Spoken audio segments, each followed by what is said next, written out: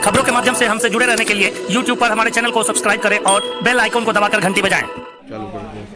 अभी हम मौजूद हैं लोहापट्टी में, अनुराग कुमार उनके घर के बाहर है, जहां हमारे बीच मौजूद हैं सामाजिक कार्यकर्ता आरटीआई एक्टिविस्ट श्याम मुरारी प्रसाद जी, जो कि लगातार इस मुहिम को उठा रहे हैं। जो पीड़ित परिवार है उनको इंसाफ दिलाने की मांग कर रहे हैं और इस घटना के जो मुख्य दोषी है यहाँ की तत्कालीन एसपी लिपि सिंह, उनको सख्त से सख्त सजा दिलाने के लिए जो लगातार मांग उठा रहे हैं प्रधानमंत्री नरेंद्र मोदी को, राष्ट्रपति रामनाथ कोविंद को और मानवाधिकार आयोग तक को इन्होंने अपनी ओर से पत्र लिखा है और इस पर मामले की उच्च स्तरीय जांच सीबीआई जांच कराते हुए इस मामले में सख्त से सख्त दोषियों पर कार्रवाई की मांग उठा रहे हैं। तो बताइए कि आपकी मांग अभी तक कहां तक पहुंची है और इस दिशा में क्या लगता है कि ठोस कदम उठाया जाएगा? देखिए, मुझे तो पूर्ण विश्वास है कि ये श्रद्धांजलियों के साथ जो पुलिस कर्मियों द्वारा गोलियां चलाई गई, लाठीचार्ज किया गया, ये बहुत ही शर्मसार वाली बात है। सबसे पहली बात तो ये है। और इस तरह के घटना में इसकी सीबीआई जांच की डिमांड हमने जो लिख करके भेजा है, हमने प्रधानमंत्री महोदय जी को लिख के भेजा, राष्ट्रपति महोदय जी को लिख के भेजा, राष्ट्रीय मानवाधिकार आयोग दिल्ली, राष्ट्रीय मानवाधिकार आयोग पटना और राज्यपाल महोदय, डीजीपी महोदय बिहार, सभी को हमने पत्र लिख करके भेजे हैं कि दोषी के ऊपर 302 की मुकदमा, सीबीआई जांच और दोषी को फांसी की सजा की भी मांग हम लोग ने की है। अभी तक इस मामले में जो पीड़ित परिवार की ओर से सुनने में आया है कि जो आवेदन दिया गया था, शिकायत पुलिस के पास दर्ज कराई गई थी जिन्होंने अपना बेटा खोया, लेकिन अब तक पुलिस द्वारा इस शिकायत को नहीं लिया गया, दर्ज नहीं किया गया। इसमें क्या लगता है, मामले की लिपापोती करने की कोशिश है? देखिए, अभी तक तो हम तो क्या कहेंगे, यहाँ की जनता बहुत ही चिंतित है कि जब इतनी बड़ी दर्दनीय घटना हो चुकी है जो कि निंदनीय है और पीड़ित की तरफ से आवेदन देने के बावजूद भी आज तक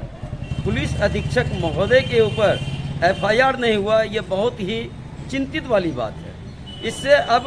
यहाँ की जनता ही सोच समझ कर बता सकती है कि आखिर ऐसा क्यों किया गया है,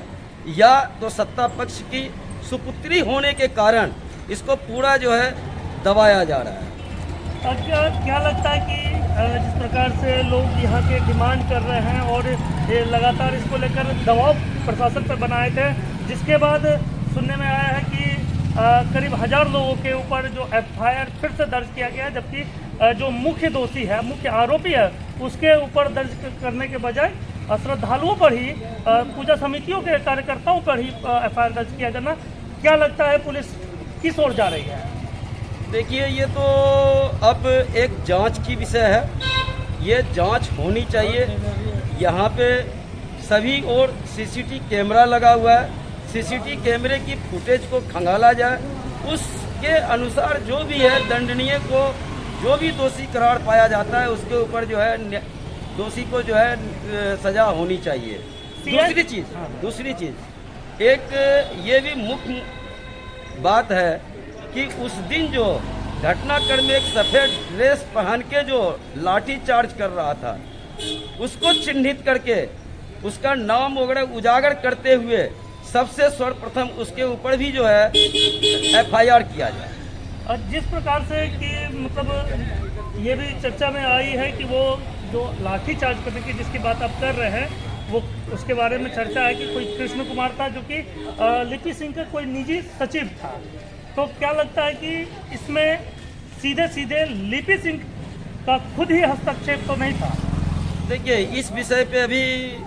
पर्सनली मेरे द्वारा कुछ भी कहना उचित हम नहीं मान सकते हैं। मैं भी इसकी ज़मीनी स्तर पे तहकीकात करवा रहे हैं और मुझे पूर्ण विश्वास है कि वो तहकीकात तक पहुंचने के बाद बहुत ही जल्द मैं खुद उनका नाम,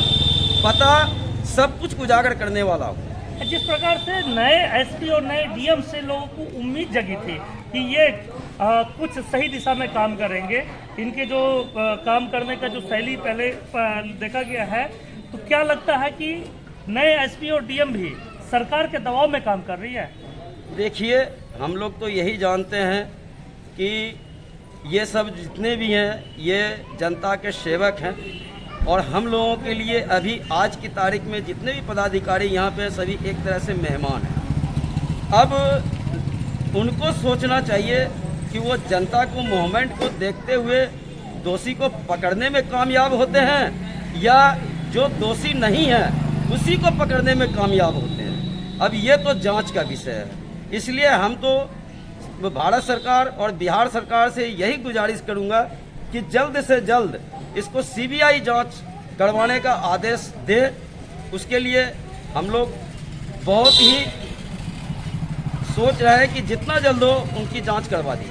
जिस तरह से मामले को लिपापोती करने का प्रयास किया जा रहा है, निर्दोष लोगों को फंसाया जा रहा है, अगर ऐसी परिस्थिति में फिर से मुंगेर का माहौल बिगड़ता है तो इसके लिए किसको दोषी मानेंगे, पुलिस को या सरकार को? देखिए, हम तो यहाँ की जनता से अपील करूँगा एक भारत के और बिहार के नागरिक होने के नाते कि सब्र से काम लिया जाए। कलम की लड़ाई में जितनी ताकत होती है उतना बल प्रयोग करने में नहीं होता है। न्याय के लिए कलम से चला जाए वो ठीक रहेगा। अब प्रशासन क्या कर रही है वो हम लोगों को देखना है। अपने लोगों को शांतिपूर्ण आगे कदम बढ़ाते रहना है और बहुत ही जल्द हो सकता है कि ये केस को हाई कोर्ट में भी दायर किया जाएगा। जी धन्यवाद। देखा कि आपने कि किस प्रकार से श्याम मुरारी प्रसाद ने पीड़ित परिवार के लिए जो अपना कदम आगे बढ़ाया उसे न्याय दिलाने के लिए, और खास करके जो मुख्य दोषी है, मुख्य आरोपी है तत्कालीन एसपी लिपि सिंह, जिसे मात्र महज सस्पेंड करके मामले की लिपापोती की गई है, जबकि ऐसा लग रहा है कि जैसे लोगों का बयान आ रहा है, जैसा कि इन्होंने भी बताया कि सरकार के दबाव में मामले की लिपापोती हो रही है।